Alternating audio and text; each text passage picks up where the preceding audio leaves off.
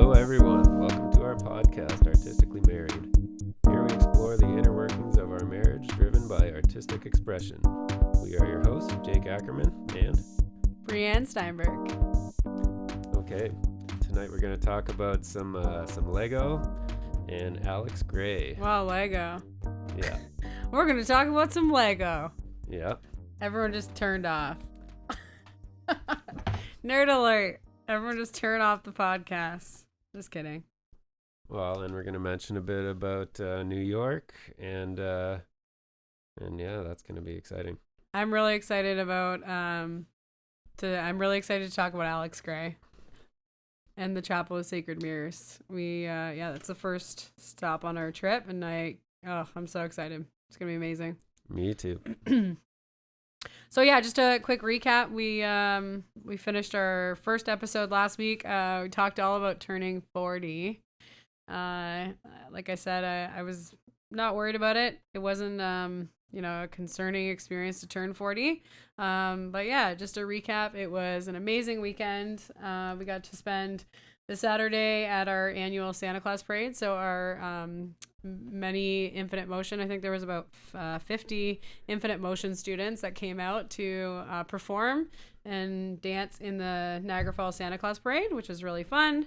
It was wonderful I think that's kind of how I've always spent my birthday now since the studio's been open, really, right? So that was always amazing. And then my family came back. We did a little party afterwards. They came back to our house. And again, very traditional experience for us as we always come back and celebrate my birthday with our close family at our house. And we order a ton of Chinese food. It's really something to be seen when you have, that many people ordering Chinese food. There's 30 of us, or 20 of us. So yeah, it was really 20, not 30. But yeah, it was amazing. Quick shout out to my auntie and my cousins, Mercedes and Madison. They snuck into the house while we were at the Santa Claus parade and decorated the house for my birthday. It was beautiful. And yeah, just being surrounded by, our family and having that time with my kids. You're going to hear me harping on that more and more, that I'm just so desperate to have time with them now that they're in school. And I'm teaching still. I'm working full time at the studio, doing a bunch of training of our staff. So yeah, I'm really just spending any time with them is so special to me. So yeah, it was a great 40th birthday. I can't say anything negative about it. It was amazing. And then on Sunday, which we're gonna tell some stories on, we went to Brick and the Six in Mississauga. Yeah, that was awesome. So yeah, they do it every year at the Hilton Hotel, and yeah, it was amazing just to see all the different artists from all over the place, like literally Lego artists. That some of the stuff there was just incredible. Like it really looks like abstract art, and like it's hard to even tell that it looks like Lego. They're like these 3D sculptures. Yeah, there's one guy called Zachary Steinman. He was from Nova Scotia, but his builds were like these amazing like three-dimensional geometric shapes. Like it looked a lot like the kind of stuff that I try and draw. So it was awesome. He's got like 45,000 followers on Instagram. I have like 300. I have a dance studio full of kids and I only have 300 followers. Yeah. This guy has 45,000 followers on Instagram. It's incredible. But I can see why. Like what he does is just it's just amazing. It's worth checking out. Some of the pictures are super cool. Can we do his name again? What's his name? Zachary Steinman. Zachary Steinman. Okay, very cool. Yeah, it was cool because it was really like I don't know if you've ever been to like a craft show or like a like a art expo or something. Like that's kind of what it looked like, but it was amazing just to see it filled with kids and adults. It's a really cool you want to say toy, but what an understatement, because yeah, it was. It like turned into art. Like looked like it was an art exhibit. But just to see kids and adults come together, I was joking with Jacob that like that's the only place that we should be finding friends at this point in our life and our marriage, because it's just like bringing together like artists in that specific way that are using like problem solving through Lego. It's amazing. We had such a good time. Yeah, some of the kids. Some of the people got more into realism too. There was a lot of famous Canadian buildings that were done out of Lego, which were really awesome. Yeah. There's one, I forget which museum it was, but the model was just gigantic. Like it must have been, what was it? Probably like 8 feet wide Oh by yeah, you like don't remember six which feet museum it wide. was? I don't Yeah, I remember the remember. That was so museum, yeah, crazy. but it was just so big, and like each block is like less than an inch, and this thing is like, 8 feet wide. That was incredible. Yeah. Yeah, we last year we were talking, so this is the second year we've been, but I think it's 8 years old. That's what I read, that they've been doing it for 8 years. Um I was talking to a guy last year about it, and it was really cool. They kind of have like a program where if you are like one of these Lego builders, and again, like you're looking at 45,000 followers, so these people are making a living being like an influencer now doing Lego, which is so cool. I mean, you told us as kids that like that could be potentially your professional job. You're like, yeah, okay, that's what I want to do when I grow up. I want to just do Lego for my whole life. So yeah, it's cool. They sit on kind of like a board of committees together, and they really work together in terms of like ordering pieces for each other. If they're trying to put a set together, or they're trying to make a set of their own, they kind of help each other out in terms of like ordering, getting a hold of different like pieces in bulk, which I thought was really cool. Yeah. Oh yeah, there's the Cool other community. guy. Actually, it was another guy I saw on Instagram beforehand, before I had gone to the show. It had just come Was across. the Snow Hill? I think I think Yeah. they're JK Brickworks or KJ. Okay. I should have checked that up beforehand, but Yeah. yeah, everything he made was kinetic and moving. So yeah, he made the ski hill that Oh like yeah, the domino brought the one. guys up to the top and brought them down, or he had some dragons that would. He had a snake that was biting its tail and moving in a figure eight, which was really cool. Oh, it was a snake? Yeah, yeah. It was a Oh. snake biting its tail, and it was going in like an infinity sign. Yeah. The dominoes? The dominoes was really Very cool. cool. The dominoes were knocking themselves down under their own weight, as dominoes do, but then there was an arm that was going back and standing them back up, and the arm kind of kept ahead of the dominoes as they were falling down, and it was this mesmerizing kind of dance to watch the dominoes fall and then stand back up and fall like in this continuous circle. Very cool. That's what I was gonna say. Mesmerizing. That's the best way Yeah. to describe it. Like we just kept staring at these things. And the ski hill, yeah. So we, anyone who knows us, we always do like a really big Christmas type of Lego set. And yeah, I keep saying to Jacob, we need like a moving ski hill. So it was cool. He had looked up this guy on Instagram and kind of showed it to me, and he was at the expo. So yeah, it was funny. It felt like we were like kind of meeting celebrities at this thing. These were people that we've been following for a couple of years, Yeah, a and now little we were bit. meeting them. Yeah, it was fun. And do you want to talk about the last one? The last Oh my goodness, yeah, yeah, yeah. That the was best thing that we both saw. So after we all came home, and all four of us, me and Jake and Phoenix and Annabelle, were all like, okay, what was your favorite thing? What was your favorite part? And this was it. yeah, the biggest one. Somebody had made like a Star Wars sand crawler. Now Lego does make like a set, but this guy just made this enormous one. Do you want to And explain for the listeners what that is if they don't know what the the sandcrawler sand is? crawler, oh, that's from the It's in first movies. yeah. The little It's hooded from 4, guys, 5, the 6. Jawas, The that Jawas, yeah. sell R2D2 and C3PO. Right, yeah. They're like the ones, it's like Yeah, that big, huge moving along the sand thing where they big always like, brown box kind of thing. yeah, and they collect, they're like basically collectors, and they sell, and you see them, I think you see it again in The Mandalorian. Yep. Yeah, Yep. they show Yeah, up again. They're in a everything? couple. Yeah, okay. I was trying to think if they were like in 1, 2, 3. No. I They're with like the forget, Tuscan maybe. Raiders, right? And They the do go back to the good old sand planet. Did they have the banthas in there too? Did he have all the little Yep, yep. banthas? Oh my gosh, it was just so well done. Okay, go ahead. Give all the Yeah. specs on it now that we've figured out what it is. Well, it was really cool. This guy built it. I guess it took him a year just to design it on Brickwork Studios, which is like a computer program that you can build Lego on. And he also said it was his first one. And yeah, apparently He'd it was never his done first this one. before. Yeah. I tried to find it on Instagram after, and there's no pictures of it, none of that Mm. one. So he's just doing it on his own, I guess, so Wow. far. And yeah, and then it took him Should 3 years exploit to build it, source all the pieces, and actually put this thing together. He says he has a company in Germany that have taken it, and they're working out how to build instructions for it, and they're actually going to make like 100 sets of this thing. And he says it's probably going to cost somewhere like between $6,000 to $8,000.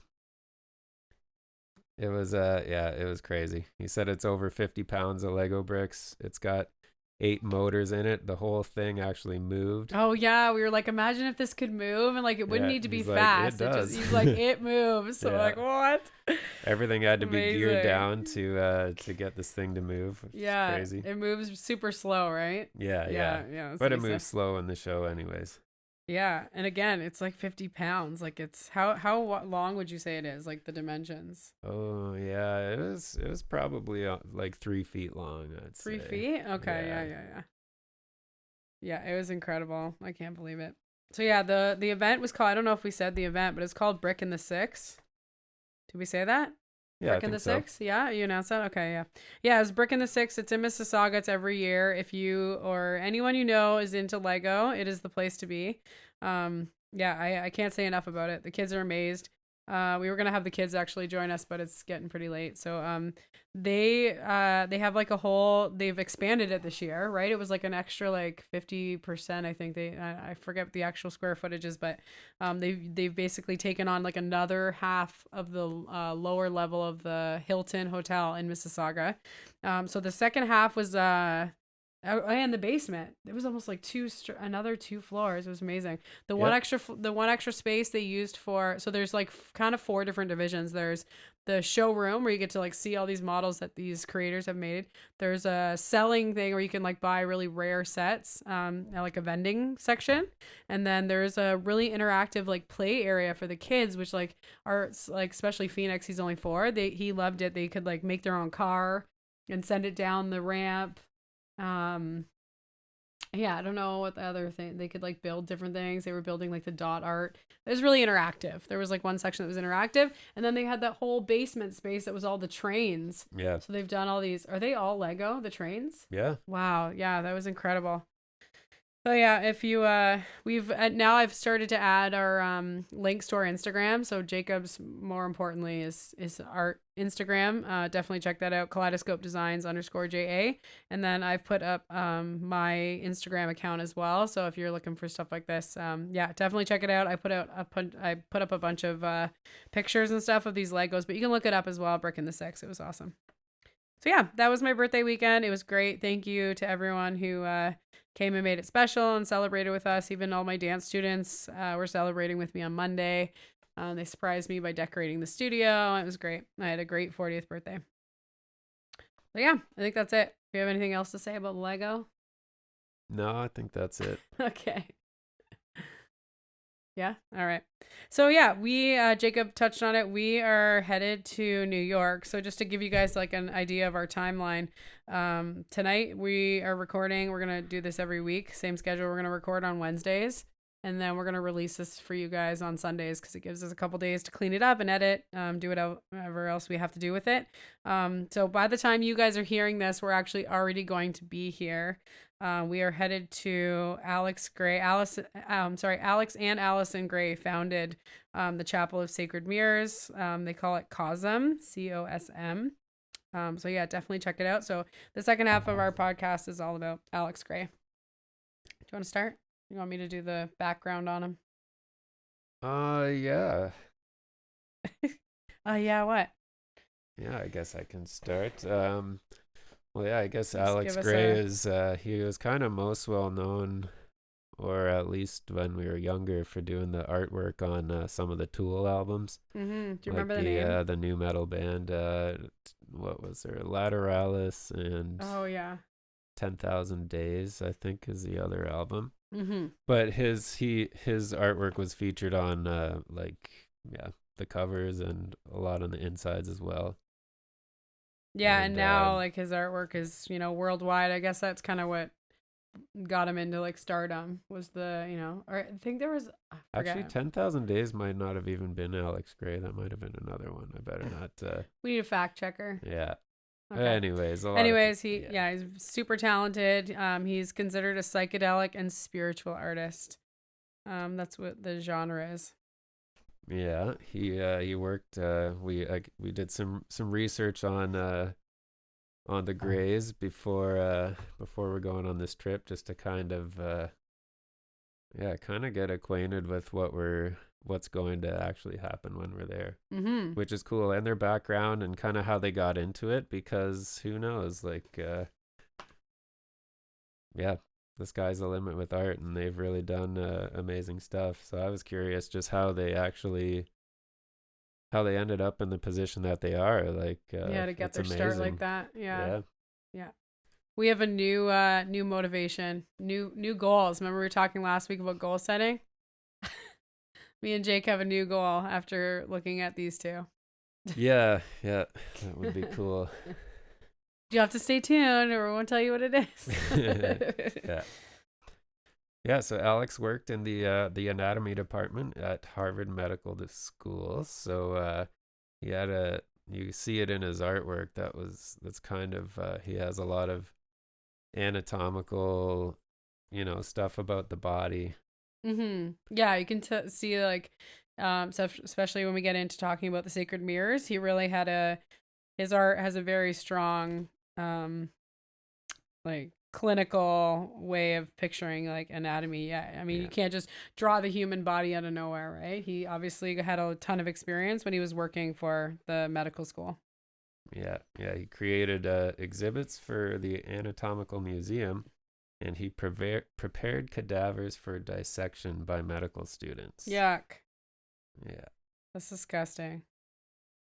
He also spent many hours in the psychedelic and paranormal aisles of the medical library. In 1980, Alex worked in the Department of Mind Body Medicine as a research assistant on an experiment investigating energy healing. During his work at Harvard, Alex was introduced to Tibetan Buddhism. His anatomical training and consciousness studies prepared him to create the beautiful artwork you see today throughout the Chapel of Sacred Mirrors. Cool too that he was like starting to get into Buddhism too, which like you can really see that. Yeah, it's just such a nice collaboration, right? When you're really into anatomy and physiology and then you start to learn about those like spiritual elements of the body. I think that's totally my jam. Yeah, and Yeah. we'll get into it later, but I think it's cool how they kind of incorporate basically parts of all religions. And Yeah, well, I mean, yeah, I think yeah, like we're gonna talk about it more later, but I think yeah, they really hit home with like if you think about all the different religions or churches in our modern day practice, if you had to make a list of like things that they had in common, they all tend to come back to like spiritual practice, mystical experience, that connection, and then always art. There's always art surrounding these churches. So yeah, we're gonna get into more of that in a second. But yeah, so that was a little background on him. So he was working for he was working for Harvard in the medical unit, studying Buddhism, and then he had this like 1976 that he just calls it his like mystical visionary experience. And I think that was like really the moment that took them both off. I mean, let's picture them go back to university or in your early dating life.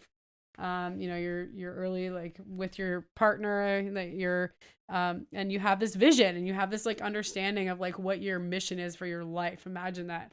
Imagine being in university and now trying to like tackle something this big and try to get it out there in the community. It's so amazing. So from this experience that he had in 1978, he started his first interactive group series and they called it Life Energy. And this is where you really see their vision start to come to fruition. Alex, obviously now let's say he's like in his last year of university, starts being a guest lecturer, starts lecturing on kind of the history of life energy and really being able to put together his understanding of anatomy with the different experiences of like spiritual energy and what that means in terms of like your auras and your energies around you. So he made 2 life-size charts. I think the first art installation, the interactive installation in the gallery was really simple. It was just these 2 giant life-size life-size charts that he drew. And so one was the nervous system, and the other one was portraying the acupuncture, meridian points, chakras, and auras. So again, you see that combination and that bringing together of like the very basic anatomy and the spiritual part of the person, right? You have that physical and you have the spiritual. yeah, I never realized that chart is just art with a ch. Oh, it's like chakra art charts. Good one.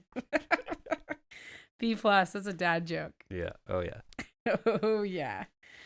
Yeah, so it was really cool because it was like an art installation, but it was also like an interactive experience for people. So basically, the participants were invited. I'm hoping, I can't wait to kind of go walk through this experience. So we'll have a lot more we'll have a firsthand experience to tell you guys about this when we come back. So we are headed there. By the time you're listening to it, we're probably standing in front of these charts, these sacred mirrors.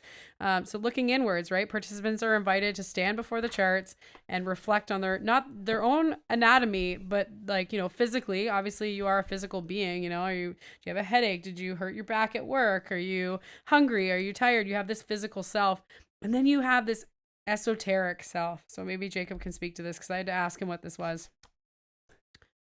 Esoteric. Oh, the word esoteric? Yeah. Come on, hippie journal or yeah. hippie dictionary. Yeah, I'm sure it's not an exact definition, but I always I think of esoteric as anything pertaining to spirituality or the paranormal, or like anything that you're kind of not measurable by science, auras and mysticism, feelings and mysticism, and right. religion kind of gets lumped into esoteric as well. And I guess sure, even the dark spiritual side cults and stuff would also be considered esoteric, but it's just a word to describe like, kind of stuff we can't really measure and see. And yeah, so I think we maybe like now modern day we've kind of gotten away from that. So maybe that's kind of what the point of it was learning about that life energy, right? It's not just about your physical self. It's about, and I think maybe, if we start, and we will talk about this a lot more, and I'm sure we're going to like physically feel it when we're there, is to really check in with yourself on a spiritual level. That's why people go to church, right? They want that communion, or they want that like connection and that conversation with the divine, with the energy that's around them and within them. But I think we've kind of lost a lot of that in our like daily practice. I'll get up and say, oh, I got to brush my teeth, or I'm hungry, or I got to take the kids to it. Like, it's all very like concrete and physical, where I feel like we've lost that like reflection in terms of the like spiritual self. Well, definitely our culture, we've been raised in a material world. Like we're not really taught we're not taught spirituality or anything like that. So we're kind of born and raised in this, unless of course you went to church and you had that. Well, we both went to church. I know, but I don't think my parents ever said to me like, close your eyes and tell me the energy that you feel around me. Like, my parents never once said that to me. How is your energy feeling? Maybe it's just like the specific religions that we were raised in, that they're more, they definitely were like, oh, like pray, let's pray together. Let's pray to God and thank him for this, or like have gratitude or something. There was a communion or conversation with God, but there wasn't this like reflection and pensive thought around the self, around like my physical being or whatever. So yeah, I'm so excited. I'm so interested. So basically, as every behind every good man is a good woman. Yeah. So yeah, Alex kind of started with these two very basic charts that he drew, and of course his wife was like, oh, let's capitalize on this. Let's go. So yeah, she kind of suggested that he do like a bunch of different levels and kind of get into the different the different levels, and to call it the sacred mirrors. So that's where we're headed. We're headed to the Chapel of Sacred Mirrors, and now they are they're housed in their complex at CoSM, and that's where we're headed this weekend. Yeah. And yeah. And yeah. So yeah, in 1979, Alex began this work, developing the series of artwork entitled The Sacred Mirrors. It took him 10 years to complete it, and this monumental work invites the viewer to reflect on their own divine nature by examining 21 layers of body, mind, and spirit. And I'm gonna be grossed out by the end, maybe. So yeah, 10 years to complete 21 paintings. About half a year of painting. Yeah, and they're like life They're size. big, yeah. They're about the same size as a human. I'm curious too. I don't think we found that out, but are they painted on mirrors? Is that why they're called sacred No, because the mirrors? mirror is like it's reflecting on you, right? You're Oh, basically supposed to okay. look at it and reflect about your own, like, how's your lymphatic system feeling today? You know, Right. how do your hormones feel today? How does your skin feel today? I'm excited. I think it's good as like somebody who is like into yoga and into kind of like those meditation practices and you know into pensive thought and reflection. I think it's gonna be great. I'm really excited. So yeah, so let's go through the sorry guys, this is gonna get really sciency on you. First it's Lego, now it's science. But anyways, yeah, so the first set of charts or set of sacred mirrors are very material based in the material world, so like our external body. Even bringing in things like the, you know, chemical self, the different chemicals that operate the body, very sciencey, including periodic table and elements. So yeah, the second one is the skeletal, so it goes a little deeper into the skeletal, nervous, cardiovascular, lymphatic, and muscle system. Um, and then the last set is obviously, you know, the esoteric, like you said, the mind where, you know, distinctions and judgments are made and to kind of reflect on your spiritual experience, you know, going back to those like meridian lines or auras or energies, those life energies. Yeah, really, it seems like it's going to be a really exciting experience. I don't care. I was asking you about this last night. The like psychic energy, the spiritual energy, and the universal mind lattice. You know what that is? Um, I guess no. I would say I don't know Hmm. what it is, I guess but we're gonna find out. exactly. I think we will see it and find out. But I think it's kind of like the universal mind lattice is basically like it's like an imagined interconnected web. I guess kind of like the internet that's just like three-dimensional and flows kind of through all things. Like And collective everybody's, consciousness. yeah, so everybody's Ah, okay. connected to this universal mind, and Right. it's like a lattice structure. So kind of, yeah. Yeah, it makes sense. Mm. And the psychic energy is going to be a similar experience, right? Where like I kind of know what's coming off of you. I'm like feeling your aura. So Yeah, yeah. psychic energy system actually there are some different kind of like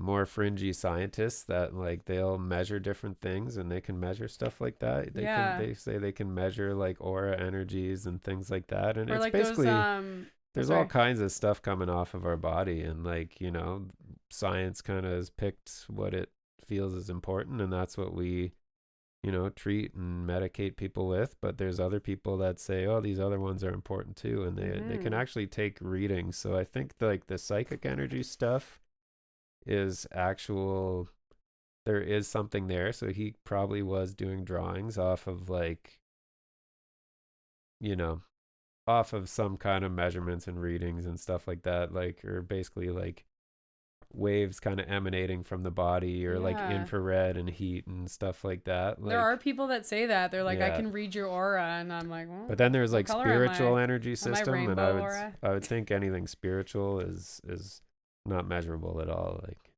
I don't know. Yeah, I don't like. Again, we're probably gonna get a lot more insight when we go there. But I was thinking the same thing with like more like intentional study. You know, they do like, oh, you like I can't, the example I'm thinking of is like where they took the jars of water and they were like, oh, just send the water love, you know, and then oh send yeah, this water yeah, like hate, and then water the plants and like see which one like does better. yep, And like every single time the water that you sent this like positive love energy to was like making the plant bigger, which again, you know, a lot of people just be like, oh yeah, right, you know, whatever. But yep, I mean, even just being open to that concept being true, then you know, intentionality that comes into that like spiritual energy system, right, where you can like send someone good energy. And I totally feel that any mother will tell you it, you know, you're close to your child and they're sick and you're like just holding them in your arms and like, you know, it, you feel it, like I am healing them with my positive love and positive energy for them. I can feel it and I don't need to measure it because I know it to be true.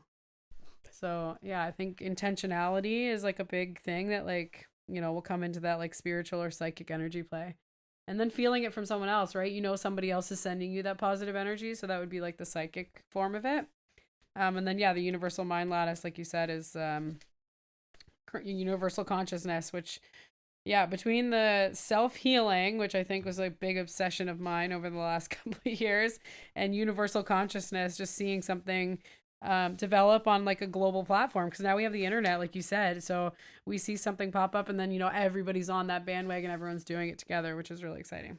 So yeah, that's the different. And then so he kind of shows that, and then I guess the last part is the last part of the sacred mirrors is just showing this like Taurus glowing ball of light, which is supposed to be that mystical experience that gets us thinking about these things anyways, right? You need that mystical experience to really like push yourself to be like, oh man, I want to like reflect on my physical self. I want to reflect on my spiritual self. I want to reflect on my interpersonal relationships with other people.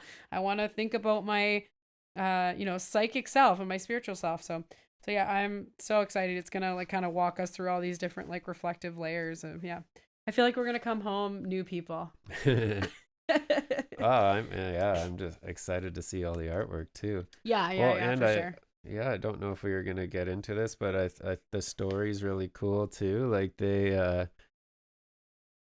originally they were kind of low on money, so they decided to sell the Sacred Mirrors series. And there was like a collector Every who was their artist friend. low on money. Yeah, well, yeah, exactly.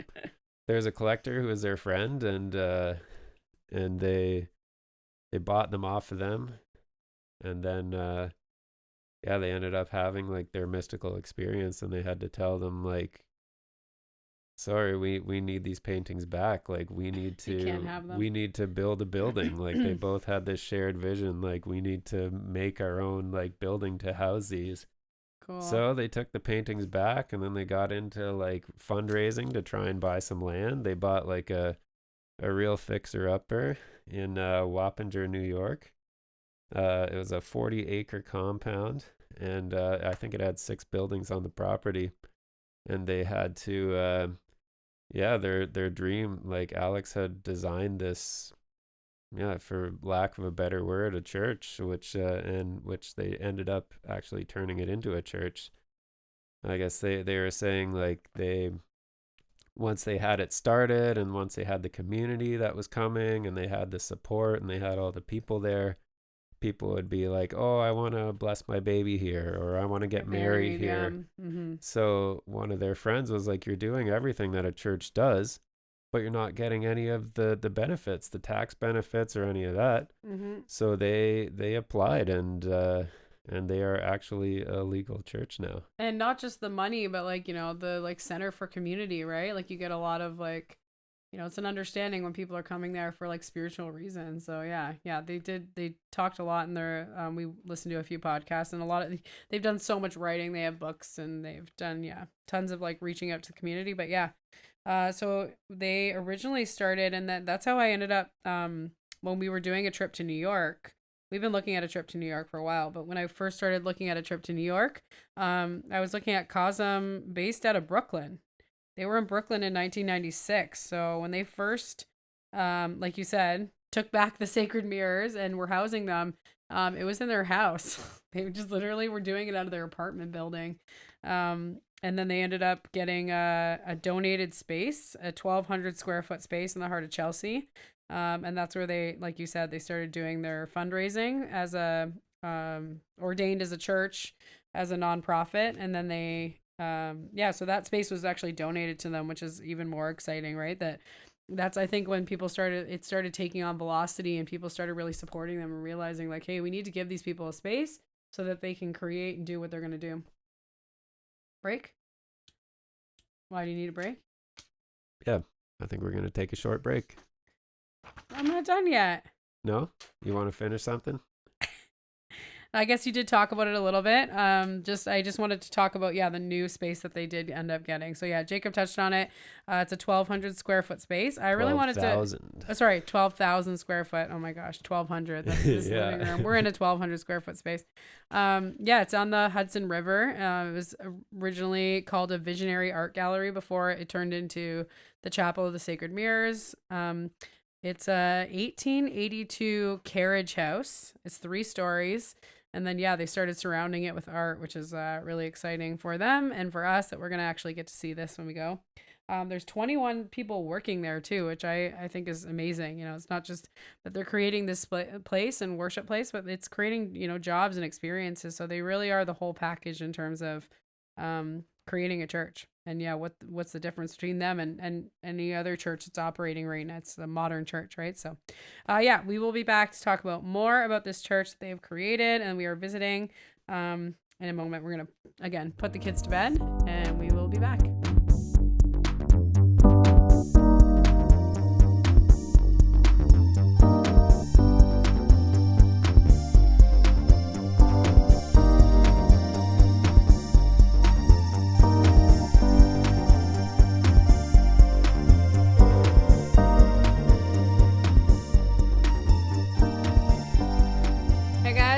Back from break. Again, our kids are in bed. I forgot to mention this in the beginning of our podcast. I'm gonna have to take some pictures and post them, but we've got like a setup now. Yeah, a little bit of a setup for sure. This is exciting. We introed our last one with, oh no, we have no setup. Yeah, you're holding a handheld microphone, yeah. And so now at least we got some little mic stands and some. Whoa, we're professional podcasters now. Yeah. Look out. Mic stands, pop filters, which you were calling a crack pipe. No, don't say that word. I can't believe you just said that. We're editing that out. Well, I thought it was what that was called. No, pop filter. Whatever.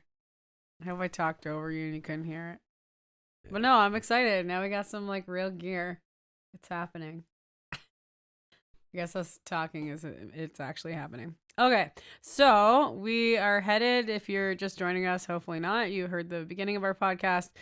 We are heading on a trip to New York. We're going to be away for a week. We're starting the trip at the Chapel of Sacred Mirrors, which is based in the Hudson River now. It's founded by Allison and Alex Gray. They basically took their 1978 visionary mystic experience. They turned it into a reflection art piece, a 21-layer art piece that is now showcased in the Chapel of Sacred Mirrors, which we are headed to. When you're listening to this, we will already be there, which is going to be really exciting. So the second part of the podcast, we just wanted to kind of talk debate. This has always been like a really big topic of conversation within our house, within our marriage, within our group of friends. I think just like it's a really interesting topic of conversation throughout society now that we have introduced government, right? I mean, the state and the church used to be one. Used to be ruled and your consequences or your belief systems, like we talked we're gonna talk about it later, but yeah, just like the word worship meant to like work for, so you just get together and you would work for these places, these churches, where now we have the government. So if you quote unquote sin or you do something wrong, there's consequences for your actions, and that comes down from your government, and we're all aware of it, right? If you're born in Canada, you know what you should know what your legal rights are and your legal expectations are of like, if you do this, then this is the consequence. So where does that leave the church? And I think that discussion has always been really prevalent within us. We were both raised very, very religious, right? My parents took us to Catholic church since I was born. I remember going to Catholic church. I've made all the sacraments. Like my parents still, probably right now while you're listening to this, my mother is sitting in church and my dad is probably playing the guitar. They are still very involved in the church. Do you want to speak to your experience with religion? Yeah, I wasn't Catholic. I was raised in like a Protestant Christian household, and yeah, that was by a minister. Eventually a minister. I was raised by an auto body mechanic. Oh, but, okay. Okay. Fine, but he ended up being a minister. Yeah, and still is today. Yeah, when I was young, he was going to school or going to Bible college. Right, they went to Bible college. We moved out to Saskatchewan, and then when I was 5 years old, we moved back, and I went to kindergarten. And So yeah, both of us were raised in very, very religious households.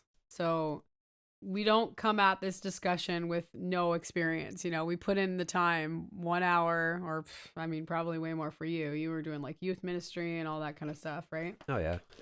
Yeah. So we come at it from like a very, you know, healthy upbringing with like a religion and attending a church regularly as being like a huge part of our life. So it's interesting, obviously, now as adults that we have discussions like this, that we can have discussions like this coming from a place of like very well practiced, and then, you know, looking into situations like Alex and Allison have created with this chapel that they're running in New York as being like a modern day church. So when we started looking up both of them, you know, they, like I said, they've done tons of lecturing now. They've gotten really into the theology part. Well, For sure. you know, They it have didn't so even much really seem theology in like terms that. of I don't like, know if you would even call it what? theology. Theology is like talking about God, and I guess that's like, Totally. I guess they kind of are. 100%. They have I such guess they like just have great concepts of their God. own They have their own take idea. of it. Yeah. Exactly. Yeah. But that's still discussions about theology go into institutions like churches, right? Well, definitely, for sure. Yeah. So anyway, so he was talking, basically he's explaining the not mythology, but the explanation behind it being so heavily, all his art, or the sacred mirrors anyways, being heavily involved in the cells and the body and the human form and the physicality.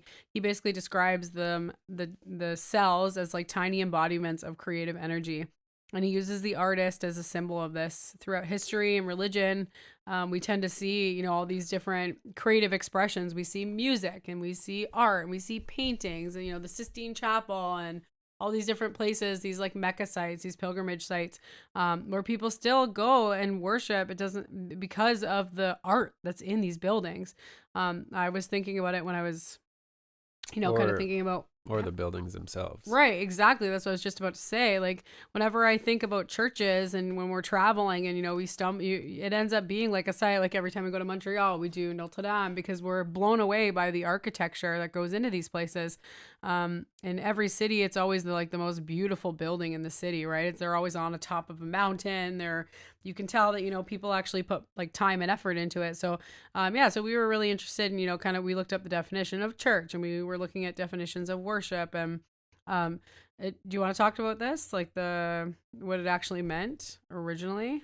Yeah, you kind of said it earlier too, but the word worship originally meant to work for. So you were your acts of worship were like, you would work your job all day, and then on your weekend you would go down to the church and you would help build the building. And I think it was Pietro who told me the story, but his dad in Italy, he said that was how it was. Like, they would, for centuries, it would take to build a church, and all the men would go down there and they would like spend their weekends just hand carving all these beautiful, intricate, like, you know, every little handrail in the church and all that. Like, you can tell they're so custom and so just time consuming and beautiful. There's so much ornate, like, artistic expression in the geometry of these buildings, and it would take them forever. Like, they would, it's always crazy woodwork, crazy stonework, right? The sculptures,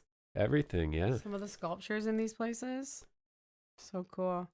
So it took like generations of communities to put these together, and that act of worship was a lot more than just, you know, showing up to church and praying or whatever. Like, it was, you were actually putting in your time. Yeah, it's so cool. And yeah, I love the idea of the church because it's like a community of people coming together. So I feel that way with the dance studio. You know, you kind of set out your mission or your culture and like what you want people to feel when they come there, how you want people to interact. Like, you kind of become the government, right? You become like the law within that community.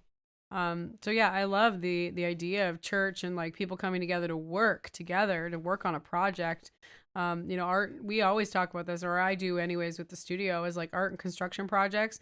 We feel this way. We get together to do a construction project, and we always have like people volunteering, coming out of the woodwork. Our family's coming to help us. Again, Pietro, our lifesaver, showed up to build our garage with us, right? We was it 3 years ago now? We burned our garage down. Well, we didn't burn it down, but Well, it burnt down. okay. Yeah, it burnt down. Let's go with that. It burned down. It did. It did burn down. And yeah, we had people to like, just came out of the woodwork to come help us. Pietro showed up with him and his brothers and his dad, and like they helped us build it. And I think, again, I say this often in a day, it's just many hands makes work light, where you have a team like that. So you see those people coming together to build a church and to work together on a team. And yeah, maybe that leadership, obviously that leadership is kind of setting the precedent for like what the vision is and what they want them to do. But then you bring in all these artists, and we've talked about this too. The art for us, we're not like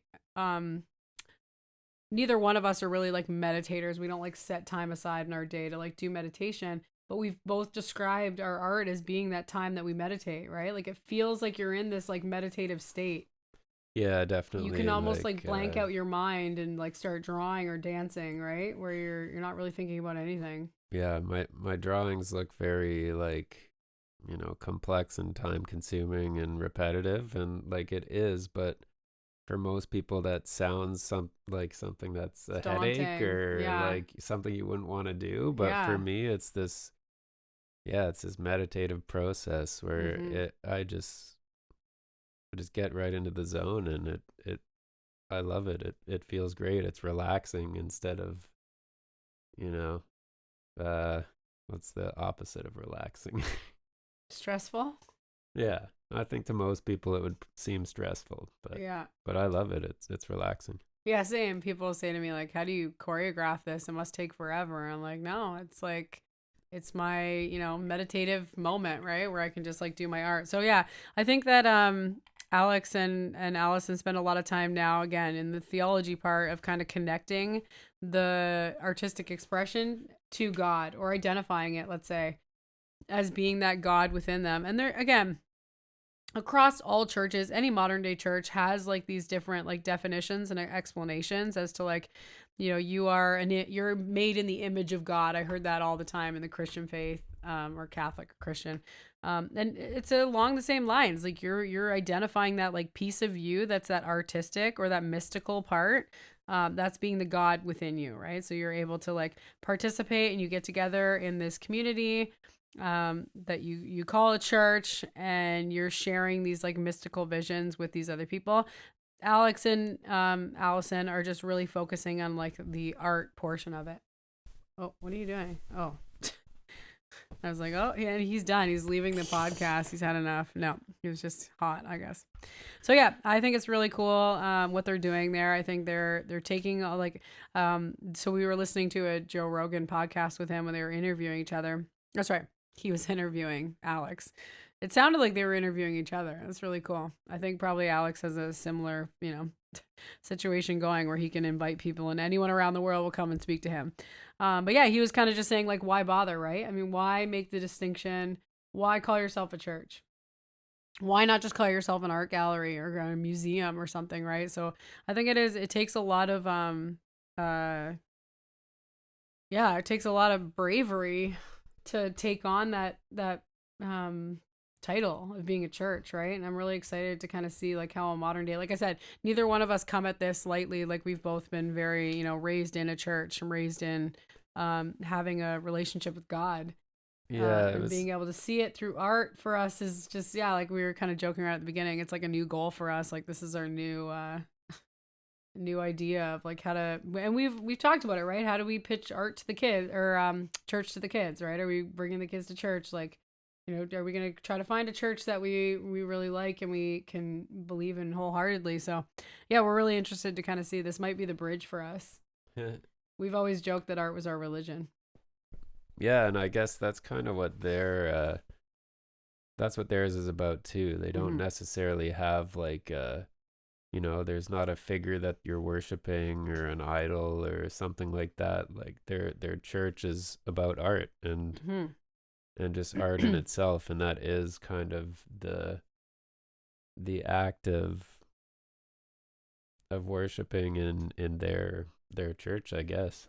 There's just Mm-hmm. creativity and community. Oh, the It's not worshiping is about building like that giant building that they've been building for 10 years. well, sure, that just as a church does that, but the church Yeah. is kind of about God, where Yeah, their connection and their this church relationship is with just God. about the art and the community itself, and Mm-hmm. that's like the important part, I think. I no, I think like again, I said theology because I think he does have like a big explanation to God, and like I think that maybe is why I don't know, like in our generation, like talking to people our age, I feel like that is kind of the turnoff for them is that they're scared. Obviously, there's so much going on in the media where like they point their finger to religion as being the reason why you see like countries at war because they're fighting over their religion. They're disagreeing on religion. So I know that was always something that was kind of funny to me. Like funny is not the I right word. well, no, I looked at Horrifying? Are you looking for the word horrifying?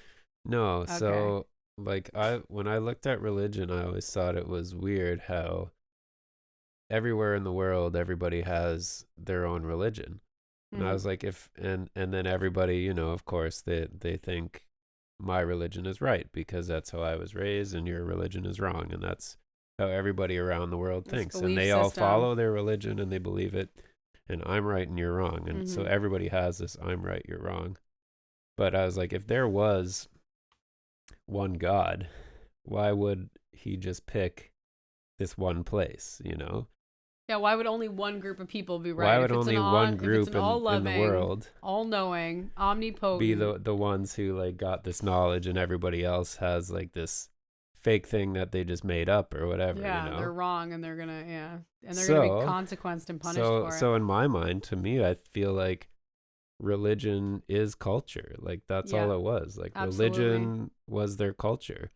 Yep. It wasn't necessarily like this right or wrong. Like it's just the things that they did. Yeah, it's their community. Yeah, it's their Mm-hmm. community. Yeah. So yeah, Alex was really candid. He was talking about religion, scaring intelligent people. So again, you see like people around the world that are intelligent Well, and are asking yeah, questions and I are interested in like, whys and whens and hows. I think that's talking about like our modern day scientific paradigm. Like you have these intelligent people, that are figuring out all these, the mechanics of the world and the way the world works, and then you kind Mm. of see like these, radical extremist religious people, In the and name of their then religion they're doing gonna these turn crazy around and be like, things. oh my gosh, like this religion thing is you know Looks violent. yeah. Yeah, and again, I think intelligent people recognize that it's supposed to be a religion is supposed to be about love and your connection with God. It feels like it's supposed to be this like really beautiful. I just picture, this like Garden of Eden type of idea and relationship with God and building that, building yourself and your sense of self with your connection to the like divine. And then you're watching people shoot each other over it. It seems like it's distorted or it's causing damage. Like they're using it in a negative way. So I think that can tend to like turn people off from the church, from any church, right? It was like it gets lumped in all together. That in conjunction with the fact that like we already have a governing body now. Like you said, it's their culture, it's a community, but we have like a governing body for the state now. We have like our government that like consequences punish. We get punished if we do something sinful or whatever. Yeah, So it's not the same understanding that like, oh, if you do something bad, you're going to hell. If you do something good, if you're really like a believer and you believe in God, you're going to heaven. That kind of got taken out when we have the government. So that in conjunction with the fact that like intelligent people are seeing, that did some of get the taken out, consequences. but I do think like that can be a good part of religion, is the teaching of morality, or Mm-hmm. that's something that Ethics. Yeah. What is right and what's wrong. a scientific worldview really doesn't have that concept of right or wrong. It's just like it just is, like, Yeah, that's the just rule because happened for no reason, and that's the rule that's we made because that's we're it. the government. You die Yeah. and you're dead, and that's it. Oh, you're talking about, yeah, like the So afterlife so a experience. religion Because that's can not morality, is it? no, Yeah, but morality is like what's right and wrong. well, the afterlife is the reward at the end. Uh huh. That's your motivation for doing right Right. in the world or whatever it's supposed to be. I don't think that's necessary. I think you can be good just to be good, and that's a Mm-hmm. kind of an obvious thing. I don't know, but Yeah. Yeah, morality doesn't, I mean, yeah, really, like I said, it's the ultimate consequence if you're gonna like be yeah, punished eternally in fiery brimstone yeah. And again, or but be even rewarded like forever in like candy canes and cotton balls. I don't know. look at the way that parenting has changed. Like we that used to be kind of the gold standard was fear. Like Oh, yeah. the child feared the parents, and if you screwed up, you got You get smacked, and spanked. that was it, right? Yeah. And that was ruling by fear. And now our generation is this, you know, almost the child is right all the time, and I guess you're trying to rule with love, I guess, Yeah, but you're it trying to motivate them with love. You're trying to reward them for like good motivate, yeah. behavior. Yeah, you're motivating. But you're right. It does feel like the same as the religious idea of motivating out of fear. You're going to get consequence. You're going to land yourself in hell, or you're going to be rewarded with this like forever paradise because you did all these good things. It really does come down to that that discussion about good and evil, right? And we have it all within them. And I was actually just thinking about this. Maybe it's more interesting that we don't need the church anymore necessarily because we have the government, but it still exists. Maybe that shows us that like the society needs, the culture needs the spiritual aspect. There Yeah. is that that spiritual, that esoteric part of our humanity that we need. We are fighting for it. We're searching for it. So even though the government tells us, hey, I have listen, you sin, this is what you get. If you're good, this is what you get. We still keep going to these buildings looking for our spiritual self. We're looking for that like experience, right? I have noticed there's a lot of people going back to it too, Yeah, it's like like a even in the revival. media, It's like great. yeah, Yeah, it's great. that's If cool. people do have that like wonder and question and like those big life questions of like, you know, who am I, and where did Yeah. I come from, and where are we going, Yeah. and what's the humanity behind, you know, this. Those are the questions that science fails to answer. Mm-hmm. Right. And again, I think, yeah, maybe instead of thinking, oh, we don't need religion anymore, that's why people are leaving, maybe we're like, oh, yeah, that's why people are sticking around. Because the government, the state, the rules, the laws, they don't answer these questions for us. That's why we're going to these spiritual meccas, right? Because we want Yeah. to find out these questions, and they're still like burning questions within humans. So I love that Alex and Allison are answering these questions by looking inwards and really tapping into like your artistic self and really understanding God and the relationship that you have with God and the connection that you have with God as being like that artistic part of the inside of you, which is, I love that. So he gave this really fun analogy. He was saying, you know, you take any like given ghetto and it looks really, you know, beaten up, and it's, you know, it looks like a scary place to be. There's, you know, maybe crime there. A lot of bad things are happening there. And you'll get artists that'll show up. And I said, when he didn't touch on this, but I said, it's because it's cheap rent, right? Yeah, That's why and it is. that's why the artists end up in these places. It's terrible. Yeah. So yeah, so you know, there's cheap rent, so the artists show up and they start cleaning it up, right? They start like opening businesses, or they start, like I said, graffitiing, and Jacob said no, but I was like, it makes it look better. Like they start bridging the gap. They start making it artistic. But you're right, it could be just like putting their artistic touch on a building, or you know, maybe it's their construction, or maybe it's maybe they're putting or even posters they're just there doing their thing, whether they're painting or making music, and like inviting their crew there, and like just the, you know, something happening and positive energy being thrown around it really does a lot to the, you know, for a place. And it's like, yeah, I mean, those are my favorite people to be around. It just feels like amazing to be in their presence of somebody that has that like talent. They have a god-like ability when they have an art, right? When they're an artist, they have this like this talent that, you know, again, it starts answering some of those big questions. Yeah, Look it's at the talent. creativity. It's mystical. It's Yeah. creative. Yeah, It it's is, mystical. Especially the person who's actually experiencing is anybody who has, and again, I hate that people will say to me all the time, oh, you guys are so artistic. You have all these artistic abilities. And I always say to them, so do you. It's in you. Just don't be afraid to try, right? Like everyone, you know, has a different vision, and like it's really, I mean, it doesn't matter if the audience tells you whether you're good or not. That's It's a corny quote, but it's one of my favorites. But it's Give it to me. yeah, an artist isn't a special kind of person. Every person is a special kind of artist. Artist. I Yeah. love that. That's great. Yeah, so I think that's kind of what they're looking to do. They're trying to build a place just like anyone else, starting a church, but it's a modern day church because they're trying to establish this place where people can go in and they can reconnect, they can relink, and they can find themselves and they can, find God, which I think is amazing.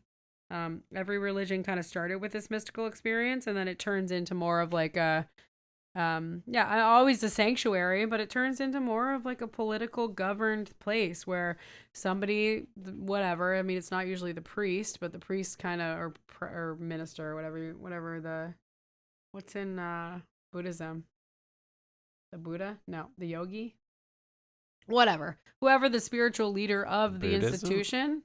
Pardon? Do they even have one? Maybe not. Maybe it's just like a collective. Yeah, I think so. It is interesting, actually. I was thinking about that Are too. they yogis? No, yogis are yoga people. Yeah, They're Buddhists? they have a Buddhist teacher. I'm not sure. Yeah. Yeah, maybe. Master. Do they say master? Yeah, maybe master. Well, I don't know. That's probably an English thing too. If They I probably started a have their own church, I want to word. be called master. No way. What do you mean? Well, no, that was exactly what I was just gonna say. Was that like it's funny? Some countries like you have like Iran or North Korea, like they call them supreme leader. Oh my Like gosh. that's the I love official that. title. Like Oh. we have prime minister. I guess that probably that I translates guess as supreme translates leader. to the same thing. I'm the president. The prime, the Yeah, best. the prime yeah, man. I actually never even thought about that. Great. President. Yeah, president just seems more like a corporation kind of thing. But Yeah, he's the which it's corporate it's all it leader is of the United anyways. States of America. Yeah. So yeah, no, I like that's what I think what's cool with Alex and Allison Gray's thing is Is that what? they don't have those titles. He's not like I made this church so I am the supreme like cult leader or whatever, you know what I mean? No, there isn't. Like they they really just aren't. they're just participants. He's Mhm. like I make paintings, I built this building for you guys. Now like, you don't show up and worship the guy or something like that. Yeah, and he was talking about that in one of the podcasts we were listening to. He was like challenging his participants to reimagine religion and reimagine God and make it this like community and culture that you build together where there is no leader. You're questing for truth, you're questing for reality. That's I think like why they were adamant. And obviously we talked about this. They're like, let's get a tax break. But no, I think they really did want to like challenge that. These religions are from the religions that are practiced now around the world. They're old. It wasn't like a new thing, that's why they call it like a new age church, because anyone can really, Yeah. do these things. Yeah. That's kind of a joke too. Like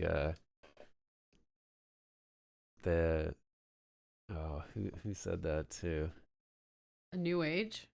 They're like someone was saying like it's hard to get like a religion. Oh, that's right. I think it was a stand-up comedian and he was like he was talking about Scientology, but he was like he's like this happened today. He's like most religions are, you got this book from 2000 years ago or something like that. Yeah. And he's like, somebody put all this stuff together now and convinced enough people to like, show up. Yeah.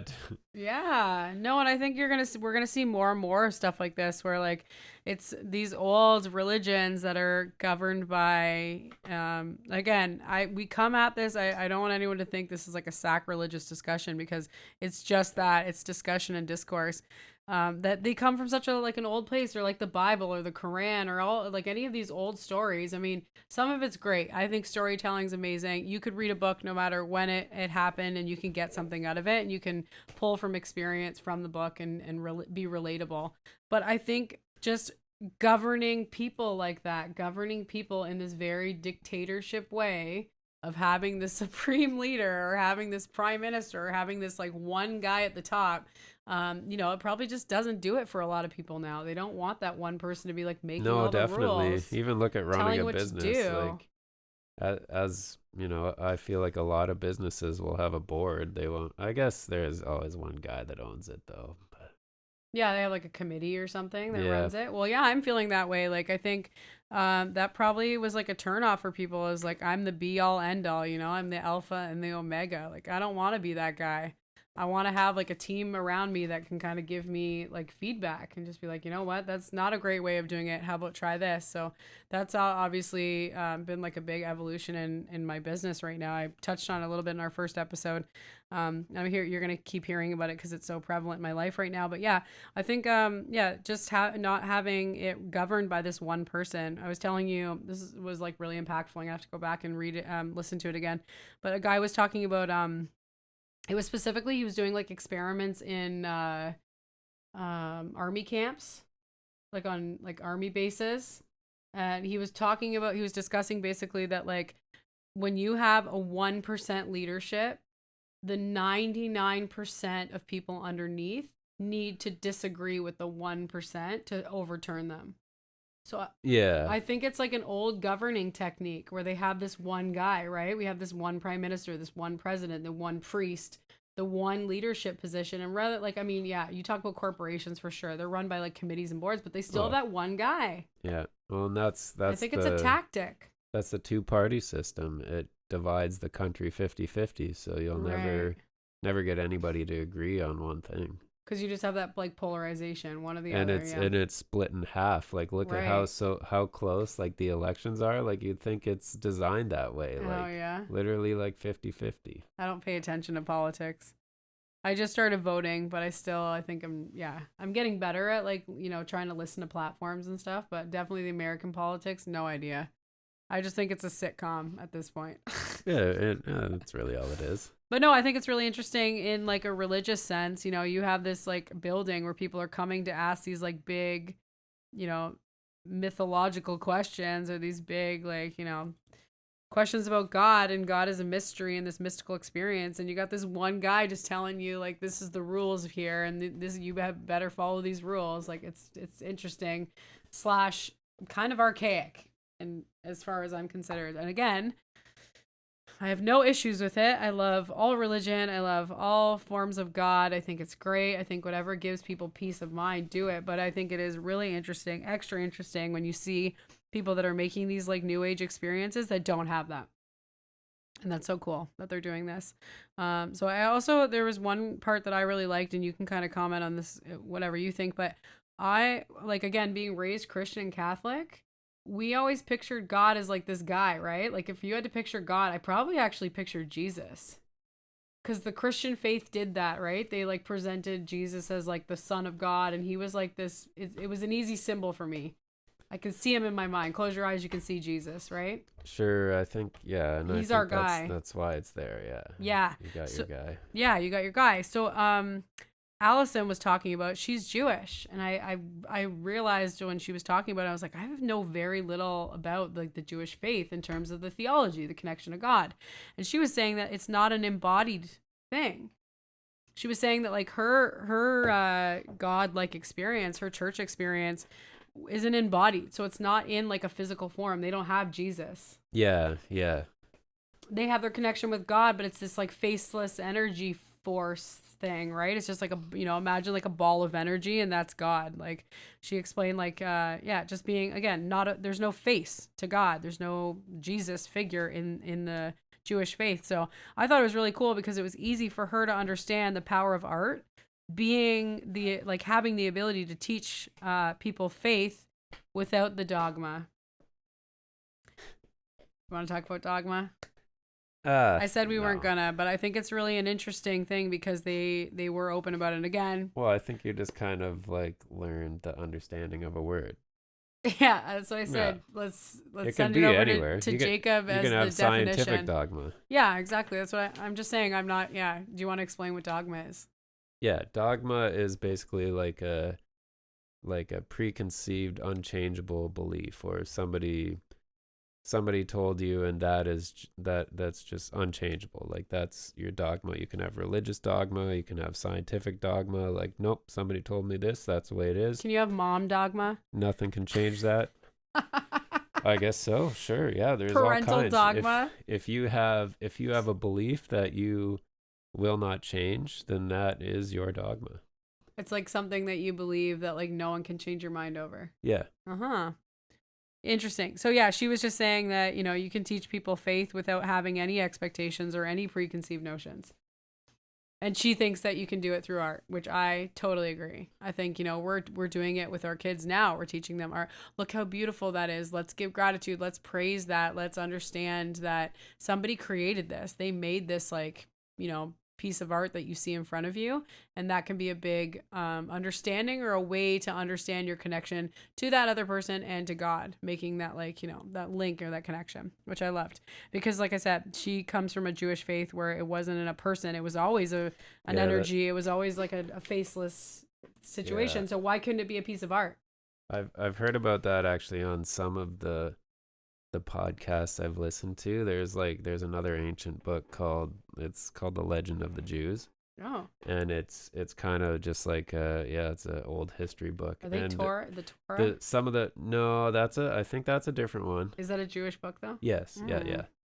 But cool. But yeah, there's a lot of crazy stories in that book, and it was cool. It just kind of relating to ancient sites and the kind of stuff I'm into. But cool. Ancient sites? Yeah. Like ruins? Yeah. Uh-huh. Cool. Yeah, so actually that's perfect interlude, because they were talking a lot. Alex and Allison do a lot of like visitings. Obviously, if you're like, oh hey, we're gonna open a church, what's the first thing you're gonna do, right? You're gonna go and look at some of these like ancient sites. They were doing they did like a discussion about going to the Vatican. They said they've been there a couple times. Yeah. Right? Is it the Sistine Chapel? It's in the Vatican. What was the one they wanted to see? Was it the Sistine? Yeah, I think it was the Sistine Chapel. Is that in the Vatican? We should know that. I think so. Yeah, you know what? I'm not as well. I've never gone there. Right. And honestly, I'm more interested in like the megalithic stuff. Right. The pyramids and the Mayan stuff. And Peruvian stuff. Right. So yeah, so they were talking about kind of like visiting some of these like pilgrimage sites and Mecca sites. And I'm assuming it's, they were trying to learn like how are they operating? How are they going to and then taking it back home and being able to do their own church and setting up their own church. So I think this is what was the year that they it's great to get they got ordained. Inspiration from ancient buildings. That's a really cool way to do it. Mm-hmm. So they talked a little bit about like kind of how, and I was taking notes very vigorously, how you get deemed a church, like how do you legally become a church, and like they just said that they had to submit like a liturgy with all their ceremonies. They had to like kind of show they're in the States, they're in New York, so they were showing like to the IRS. They had to describe their worshiping and their building community and discussing theology.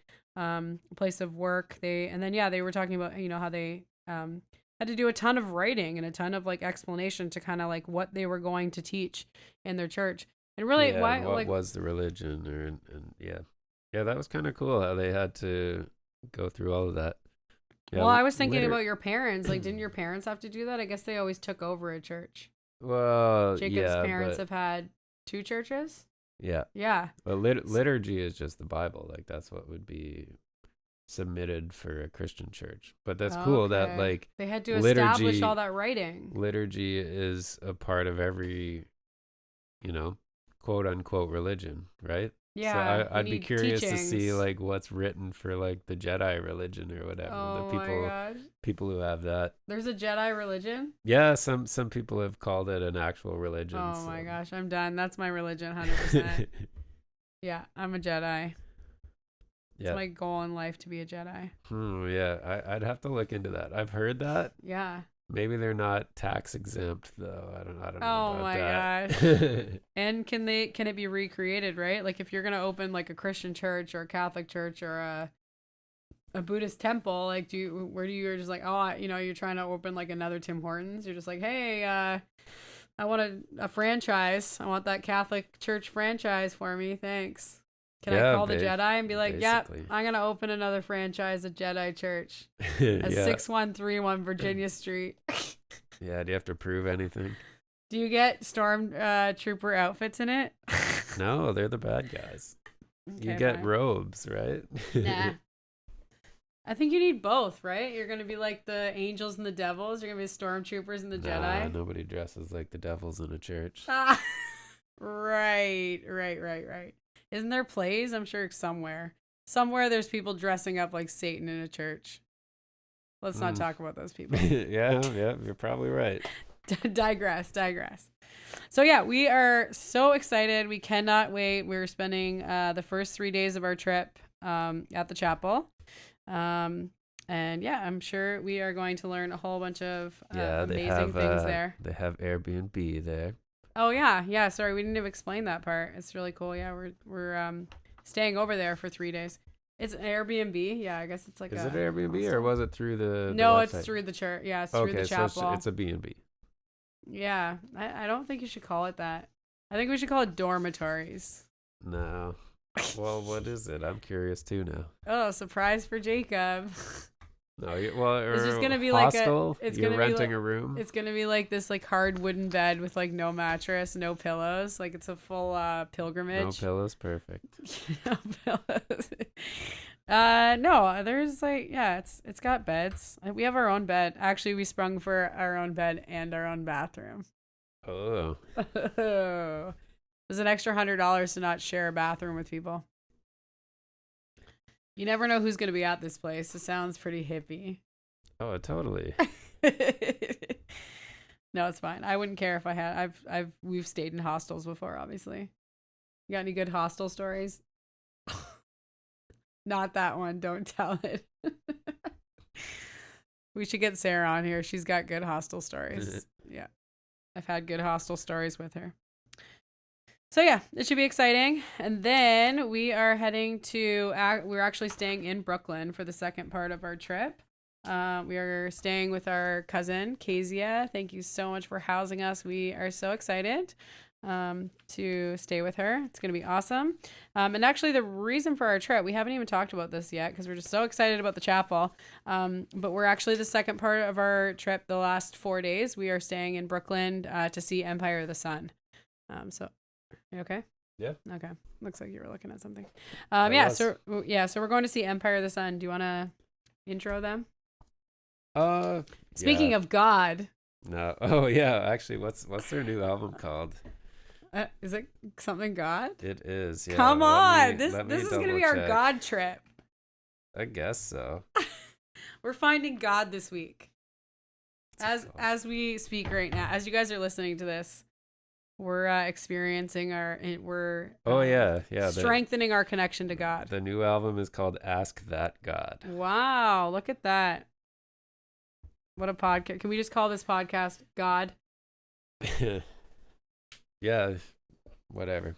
I have an interesting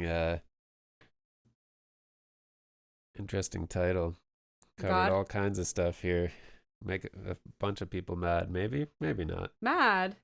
I would Who? hope not. I don't know. No one's gonna be mad. Well, the people that are like, mine is right.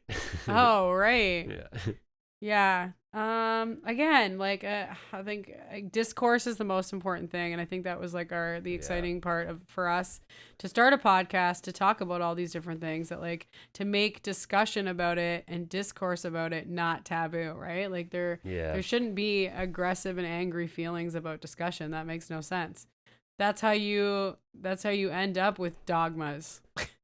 If you are not willing to listen to, to any other ideas, and that can be that can be difficult, but that can be dangerous, I think, for cultures and communities. So yeah, I'm not worried at all. But yeah, Empire of the Sun. Oh my gosh, they are incredible. Such an incredible band. Quick story about Empire of the Sun. We have been really interested in them for a decade, more than a decade, maybe. Shout out to Matt Taylor, who introduced them to us. Yeah. He came over one night, was just ranting and raving about this band. We've been really following them, everything they've done ever since. So yeah, pre-pandemic. Sorry, go ahead. Well, I was just gonna say, like, yeah, Lucky Matt like got to like he just found out about them early enough, and he got to see them when tickets were like $50 or Oh, come whatever, on. and like you Amazing. go to Toronto and there's nobody there. It was in Toronto? I think so. He was telling No. me he's seen them a couple times, Yeah, okay, but because like we they just ran were into Dan Reese and he was telling us about seeing them one time too. yeah, they were I just thought it was not in the as well States. known, so the tickets were cheap and Hmm. there weren't a lot of people that showed up, but Wow. their show is that's actually kind of another it's all art. All Like art. that's So much yeah, art. their Pure costumes and art. everything. It's Their just yeah. makeup, their costumes, their sets. Yeah. There's pyrotechnics. So like recently, and kind of a lot of bands have kind of done the same thing, but they'll only play at festivals. Mm-hmm. So you either have to wait till they play a festival that's close enough for you to like cancel a weekend and make the trek and do the whole thing and camp and the And they were all far. I think one was sweaty heat and all Coachella, that. one was And Lollapalooza, one was yeah. Coachella, and this is all pre-pandemic. So nothing's ever been close enough. So Mhm. this, yeah, they're playing at King's Theater in New York, in Brooklyn, and yeah, this was the time, I guess, Yeah. close enough, and hopefully this can be maybe the one time, or maybe we'll see him again. Who knows? Maybe they'll keep going. They got the album tour going, but Yeah. It's going to be when we find God. I'm really excited. or just add another show to the endless list of bands that we've seen already, Oh, which endless will list. be Yeah. great. Yeah, it's going to be amazing. Yeah. Awesome. All I right. used to keep track. Pardon? I used to keep track, but Of all the bands we saw? all the bands I had seen. Wow. You've No. probably just kept all the ticket stubs. Yeah, basically. I found a box of ticket stubs recently. Well, You probably I would used like to to look like through it. for punk shows, you didn't really get a ticket stub, but I'd keep like the little show posters, and I had a huge stack of them for a while.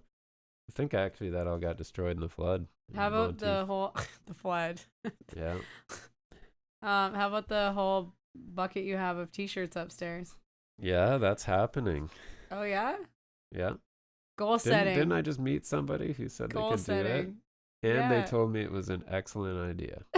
Yeah, we were out somewhere and somebody mentioned it Yeah. and they thought it was a great idea. Yeah, I kept all my old punk shirts, and I want to turn them into a quilt. So I'm just going to cut out the logo on each of them and into a square.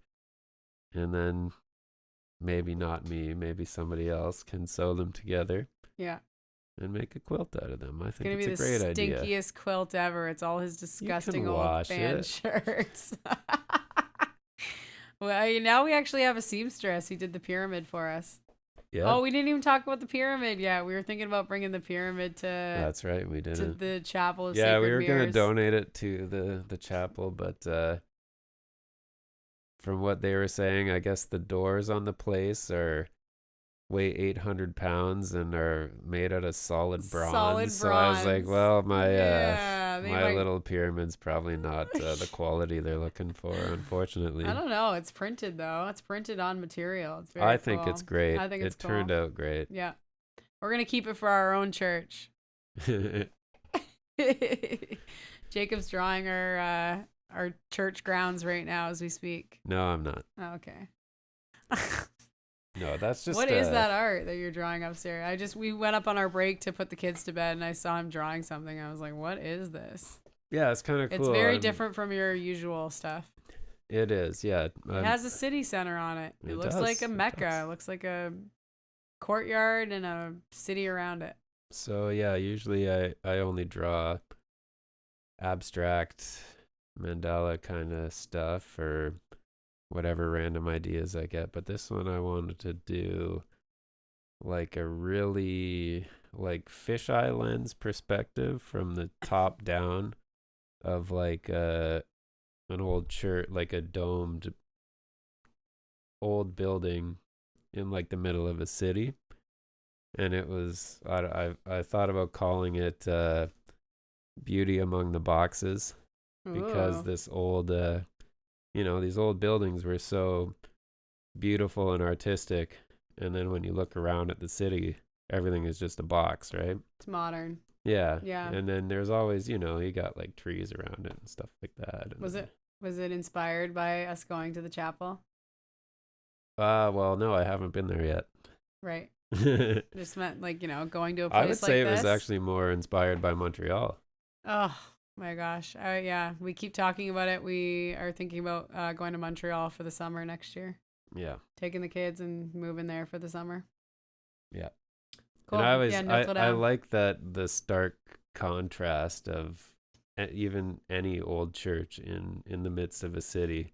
Yeah. You see it in Toronto too. Like you'll have all these huge, tall high rises, and then you'll just have like this beautiful old, like, you know, colonial Gothic whatever church stuffed in there. Yeah. And sometimes like they'll even, that one in Montreal, they just saved like the front of the building. Oh Like yeah. they literally just chopped it off. Yeah, then put You have this gorgeous apartment entranceway complex. and there's Yeah. like nothing in behind it. It's almost like it's a park or something. Yeah, how did they do that? That's so crazy. Yeah. Awesome. Exciting stuff. Well, thank you guys so much for joining us tonight. I hope you enjoyed it as much as we did. And yeah, stay tuned. We're going to have it's going to be like a part B, right? Will be our actual experience. For sure. Next one will be, how After it we come actually back. was. Yeah. Are we going to be able to get home on Thursday night, Friday, and next week's Phoenix's birthday, and then pump out our podcast on Friday night and get it out for Sunday? Or we'll have to do it there. Oh yeah? Can we do that? Podcast on the go? You can. It'd be a bit of stuff to bring, but not I got a not actually that laptop. much. Just our microphones?